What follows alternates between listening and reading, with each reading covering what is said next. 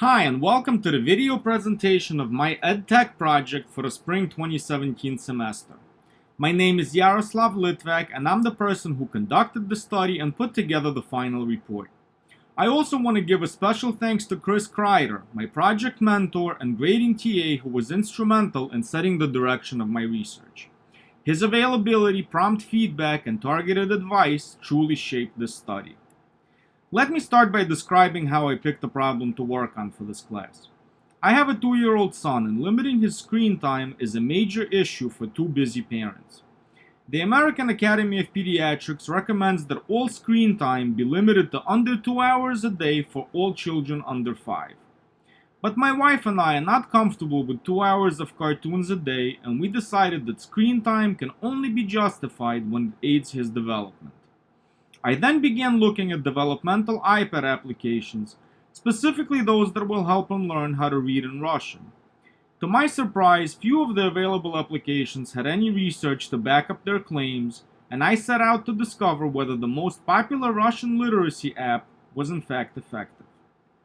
But how do you measure literacy? Two variables that can be used to measure progress are phonological awareness and letter recognition. Phonological awareness is defined as the ability to hear sounds that make up words in spoken language. That includes deciding whether words begin or end with the same sounds, understanding that sounds can be manipulated to create new words, and separating words into their individual sounds. Letter recognition is defined as the ability to recognize and name the letters of the alphabet based on visual cues. These measures are common in literacy studies, and there's a wealth of research that shows how using technology, and specifically mobile technology, can have an effect on both of them. For instance, in a 1996 study, Kaminsky and Good tested the efficacy of 3 novel computer applications on 37 kindergartners and 41 first graders. One of the applications was designed to assist the participants with phonological awareness and fluency in letter naming by sounding out a letter and asking the participants to select it from a list of 4. A statistical analysis of the results determined that the measures displayed adequate psychometric properties for kindergarten children who were not yet reading. Specifically, phonological awareness improvement was significantly more pronounced in pre-literate kindergartners than in first graders who had better early literacy skills prior to the administration of the treatment. An existing iPad application, Uchibuka, was used in a single subject study design to determine the effect of daily sessions of using the application on the development of early literacy skills. The application has several use cases for different ages, including animal recognition, letter recognition, word recognition, and spelling. For this study, we concentrated on the single use case of letter recognition, both verbal and visual. Here's a small demonstration. Найди букву В.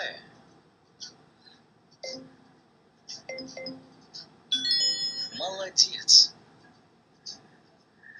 Найди букву А.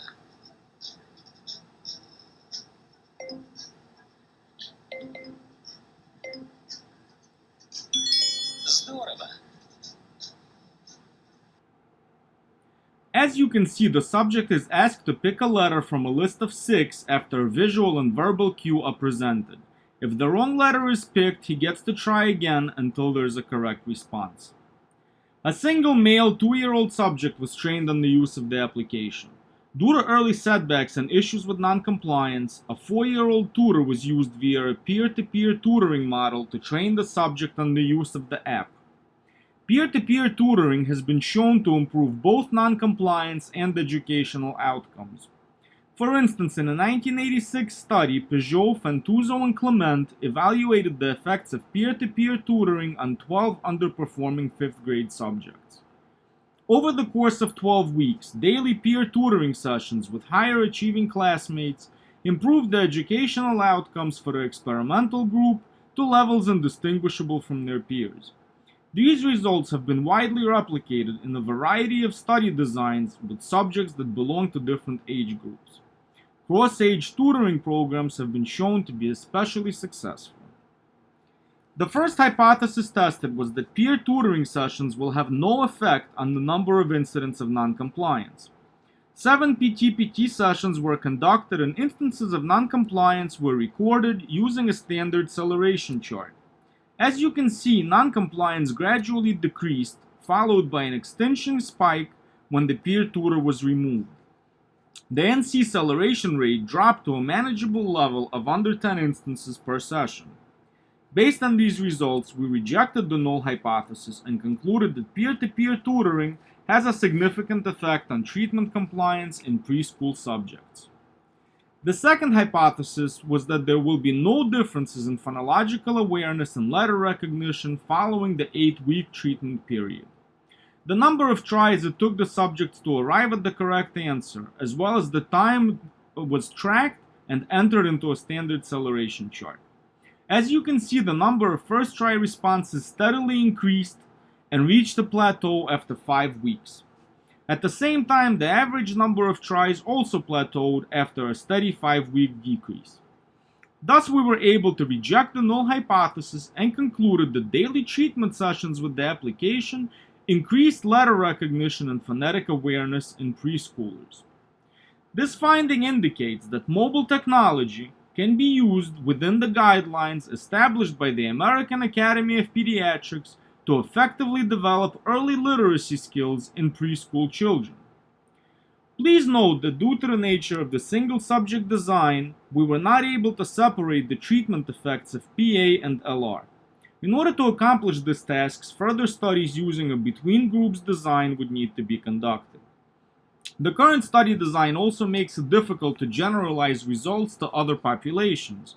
Thus, this study must be viewed as explorative in its nature, and its results must be replicated with other subjects to support the claims presented. Due to the tremendous difficulties of obtaining IRB approval for studies involving children, we did not seek it. Unfortunately, this precluded the study from being published in peer-reviewed journals and submission to conferences. This study will be published as a white paper. This has been a presentation of using mobile technology to improve early literacy skills in preschoolers. Thank you for your time, and if you want to learn more about the study, please read the final report. It can be accessed by following the link you see on your screen.